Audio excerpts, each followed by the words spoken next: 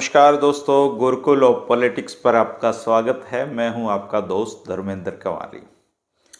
दोस्तों, हरियाणा का रियासती इतिहास बहुत बड़ा है और इस रियासती इतिहास में आज हम घासेड़ा की जागीर के बारे में बात करेंगे।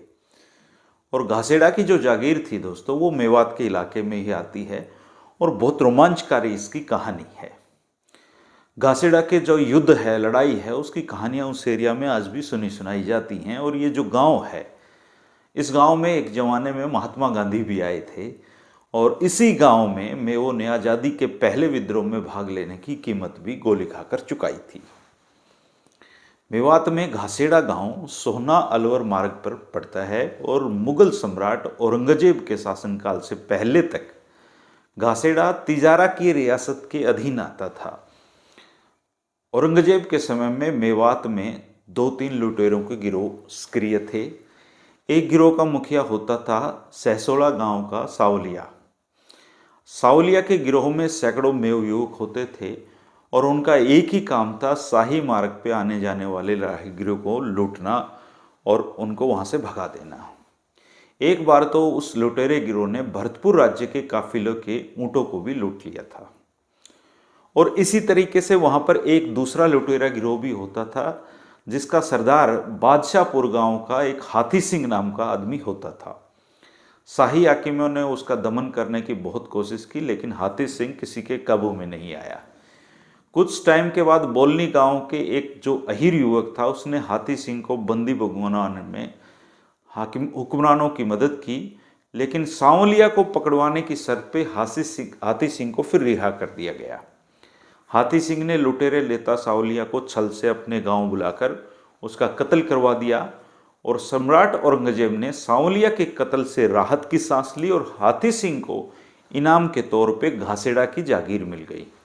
और यहीं से घासेड़ा की जागीर की कहानी शुरू हो जाती है। शुरुआत में घासेड़ा की जागीर में 12 बड़े गांव आते थे जो हाथी सिंह को मिले थे इनाम में, जिसमें नूह, घासेड़ा, मालब और रेवासन आदि गांव आते थे। कुछ टाइम के बाद हाथी सिंह ने जागीर के गांवों की संख्या को बढ़ाता चला गया, आसपास के गांवों को कब्जे में लेता चला गया और उसने घासेड़ा की जागीरदारी काफ़ी लंबे समय तक की। अपने लिए एक महल और एक छोटा किला भी खुद वहां बनवाया। हाथी सिंह ने घासेड़ा को शक्तिशाली एक परगने का रूप दे दिया था और इन सब पर भरतपुर के जाट की जो राजा थे उनकी भी नजरें टिकी हुई थी। हाथी सिंह का हौसला बहुत बढ़ता चला गया और उसके सैनिक भरतपुर राज्य में भी लूटमार करने लग गए थे। लेकिन अचानक हाथी सिंह की मृत्यु हो गई और उसके बाद उनका जो उत्तराधिकारी है, उनका जो पुत्र था बहादुर सिंह बड़गुजर, वो घासेड़ा का जागीरदार बन गया। बहादुर सिंह बड़गुजर ने कई साल तक शांति से घासेड़ा पर अपना राज किया, परंतु 1753 में भरतपुर का महाराजा सूरजमल पूरी तैयारी के साथ घासेड़ा पर आक्रमण करने के लिए आ गया। महाराजा सूरजमल एक बड़े राज्य के शासक थे, जबकि घासेड़ा तो एक छोटी सी जागीर थी। इसके अलावा बड़का गांव का एक प्रभावशाली मेव, उस समय जो मदारी खां नाम का मेव था, उन्होंने भी सूरजमल की मदद की और उनके लिए मैदान में आ गया। इनके इस सब के बावजूद मुकाबला एक तरफा था ऐसा हम नहीं कह सकते। बहादुर सिंह और उसके सैनिकों ने अदम्य बहादुरी के साथ महाराजा की आशाओं के विपरीत जाट राजा की सेना को भारी हानि पहुंचाई। लगभग 15 दिन तक घासेड़ा के किले पर राजा की सेना ने डेरा डाला और बहादुर सिंह के सैनिकों ने किले के जो कुंगर होते हैं उनसे गोलीबारी करके सैकड़ों जाट सैनिकों को मार गिराया। लेकिन एक छोटी जागीर का व्यक्ति कब तक लड़ता। किसी भी जंग का समाधान दोस्तों शांति से होता है, इसलिए बहादुर सिंह ने अपने सेनापति जालिम सिंह को संधि करने के लिए महाराजा सूरजमल के पास भेजा। महाराजा ने 10 लाख रुपए और बहादुर सिंह की एक रूह कला नाम की तोप लेने की पेशकश में जालिम सिंह को की। सेनापति जालिम सिंह तो सहमत हो गया, परंतु बहादुर सिंह रूह कला तोप को देने के लिए राजी नहीं हुआ। घासेड़ा का युद्ध फिर से शुरू हुआ और बहादुर सिंह के बुद्धिमत्ता से काम न लेने पर सेनापति जालिम सिंह ने किले के अंदर ही आत्महत्या कर ली। सारे विकल्प खत्म हो जाने के बाद बहादुर सिंह बड़गुजर ने अपने परिवार के सारे सदस्यों का अपने हाथ से कत्ल किया और किले के बाहर आकर खुली लड़ाई लड़ने लगा। भरतपुर सेना ने थोड़े ही समय में घासीडा के सैनिकों का सफाया कर दिया और बहादुर सिंह युद्ध में मारा गया। 23 अप्रैल 1753 को महाराजा सूरजमल ने घासीडा के किले पर कब्जा कर लिया और ऐसा कहते हैं कि घासीडा के महल के दरवाजों पर चांदी की परतें चढ़ी हुई थी, जिनको उखड़वा कर महाराजा के सैनिक अपना जो भरतपुर राज्य है उसमें वो ले गए। बहादुर सिंह का एक पुत्र फतेह सिंह होता था। वो इस युद्ध के समय पे अपने परिवार के सदस्यों के साथ दिल्ली में हाकिमों से मिलने गया हुआ था, इसलिए फतेह सिंह बड़जू गुज्जर का जीवन बच गया और उसने शाही वजीर इमाम उल मुल्क की सहायता से जो घासीडा नष्ट हो गया था उसको फिर से अपने अधिकार में लिया और दोबारा से शासन करने लगा। घासीडा का ग्रहण तो उसने कर लिया, लेकिन 2 साल बाद ही 1755 में जो जवाहर सिंह थे राजा जाट राजा, उन्होंने घासीडा को दूसरी बार आकर जीत लिया और उसके बाद घासीडा पर 10 साल तक महाराजा भरतपुर का अधिकार रहा। महाराजा सूरजमल की मृत्यु के बाद सहसोला गांव का एक मेव सरदार कायम सिंह घासीडा की जागीर पर कब्जा करके बैठ गया।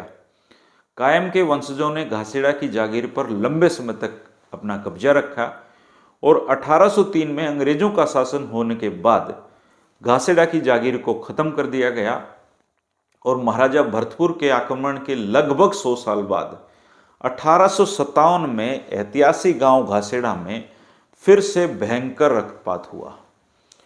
मई 1857 के विद्रोह के 4 महीने तक दिल्ली तथा हरियाणा का प्रदेश अंग्रेजी शासन से मुक्त हो गया था, परंतु अंग्रेजों ने दिल्ली पर फिर से कब्जा करने के बाद हरियाणा की जनता से बदला लेना शुरू कर दिया था। मेवात चूंकि सबसे पहले निशाने पर था, इसलिए अंग्रेजों ने नवंबर 1857 में मेवात से दमन चक्र का आरंभ किया और कुछ मुखबिरों द्वारा अंग्रेजों ने विद्रोही गांव और मेवात के विद्रोही व्यक्तियों का पता लगाकर कार्रवाई करनी शुरू कर दी और इस अभियान में मेवात क्षेत्र के लगभग 400 मेव रुपाड़का में, 28 मेव पिनगुआ में, 15 दुलोत गांव में और 52 व्यक्तियों को नूह में और 150 मेव को घासीडा में अंग्रेजों ने गोलियों से भून दिया। 1857 के विद्रोह के बाद अंग्रेजों ने अकेले मेवात क्षेत्र में हजारों आदमियों का वध किया। घासीडा में 8 नवंबर 1857 को अंग्रेज अधिकारी लेफ्टिनेंट संगठन सुबह 7 बजे ही अपने लाव लश्कर के साथ पहुंच गया था, लेकिन कुछ बहादुर मेवों ने उनका मुकाबला करने की भी कोशिश की, परंतु रंगटन के सैनिक पूरे साजो सामान के साथ आए थे और घासीडा गांव को 3 तरफ से घेर के उन्होंने गांव वालों को गोलियों से भून दिया। कहते हैं कि उसमें 150 से ज़्यादा व्यक्ति घासीडा में शहीद हुए थे।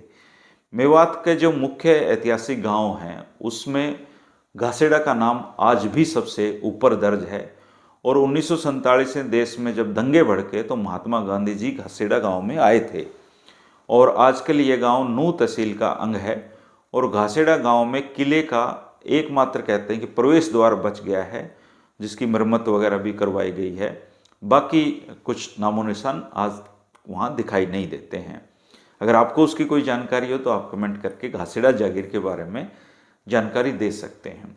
तो ये थी दोस्तों घासीडा नाम की एक छोटी सी जागीर की कहानी, लेकिन बहुत महत्वपूर्ण जागीर ये इतिहास के पन्नों में आज भी दर्ज है और ऐसी कहानियाँ आप तक इसलिए पहुँची हैं क्योंकि हमारे इतिहासकार ये सब लिख के गए हैं। चूँकि मोबाइल का दौर है, हमारी पढ़ने की आदत चली गई है, तो हम वीडियो फॉर्मेट में यशपाल गुलिया जी जैसे मेहनतकश इतिहासकारों की कहानियाँ सुन पा रहे हैं। अगर आपको ये वीडियो पसंद आया तो आप हमारे चैनल को सब्सक्राइब कर सकते हैं ताकि अगली सारी रियासतें और जागीरों की कहानी आपको मिलती रहें। आपको ये वीडियो कैसा लगा इसके बारे में भी आप ज़रूर बताएं। शुक्रिया, नमस्कार।